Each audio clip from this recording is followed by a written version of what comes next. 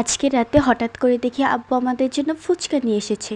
আমরা তো ভেবেই অবাক, কারণ আব্বু এরকম খাবার খুবই কম নিয়ে আসে। আমি ভেবেছিলাম হয়তো আব্বু এক প্যাকেটই ফুচকা আনছে, পরে খুলে দেখি আর একটাতেও ফুচকা আছে। পরে আম্মু আর ভাই বলল যে তুই ফুচকাগুলো বের করে বানা, আমরা খাবো। অনেক মানুষেরই ফুচকা অনেক পছন্দের একটা খাবার, কিন্তু আমার কাছে খুব একটা এটা পছন্দ না। অপছন্দ যে তাও না, আবার খুবই পছন্দ তাও না। এখানে আমি সবগুলো বের করে একে একে সাজিয়ে নিয়েছিলাম। পরে একটা ফুচকা হাতে নিয়ে ভেঙে ওর ভিতরে আলু ভরে টক পানির ভিতরে চুবিয়ে নেব।